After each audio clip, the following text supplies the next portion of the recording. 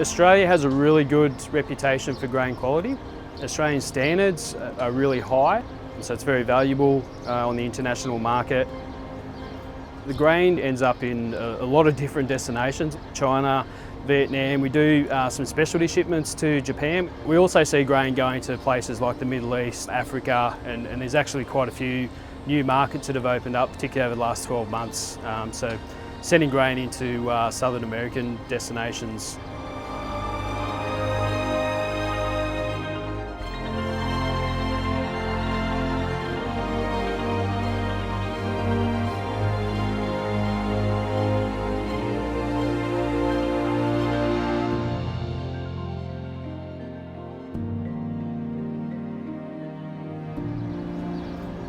We've got bulk vessels loading all the time, as well as container shipments.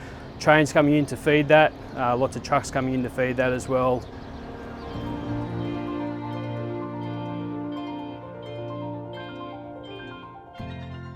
In good years, and I think the season has been really friendly, we would charter just over 100 ships. They're all in the size of 200 or 230 meters long.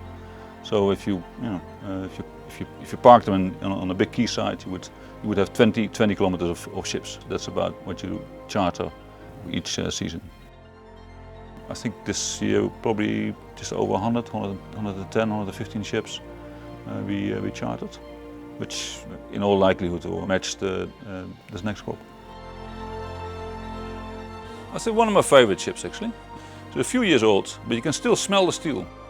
It's a real workhorse. I love everything about it.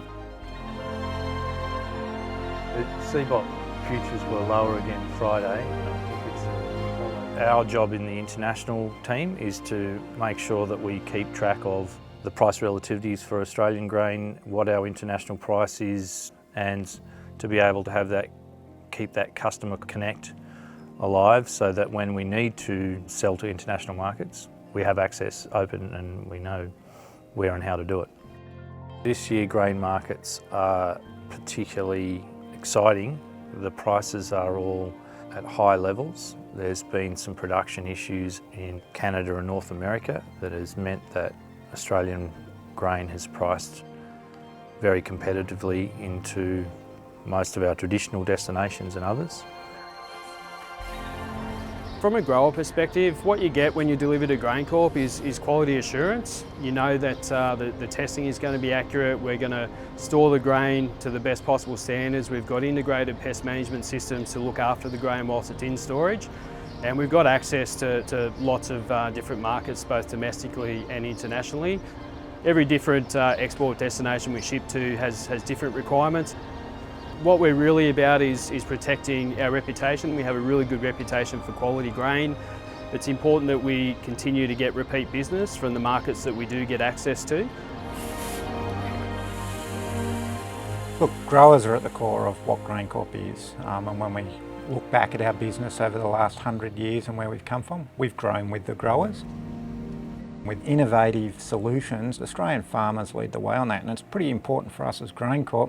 We can keep up with that innovation.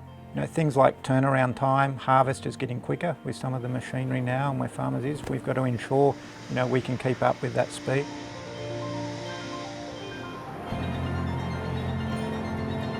After a large production last year, it became evident that we're going to have some storage capacity constraints on that. So, look, working with our growers, we worked out where that would be. We've built 1 million tonnes of new storage. We've also opened up 500,000 tonnes of storages we haven't used for a number of years at GrainCorp to assist in that harvest and making sure we can allow growers to get their grain to market as quickly as they can.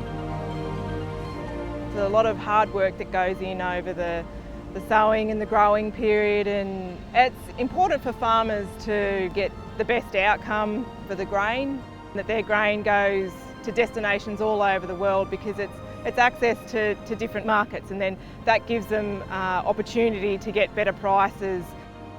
Aussie farmers have got a huge amount to be proud about. They produce some of the best grain in the world, and there really is a fantastic market for it overseas. To any farmer wondering where he should take his grain post-harvest, there's only one place, and that's GrainCorp.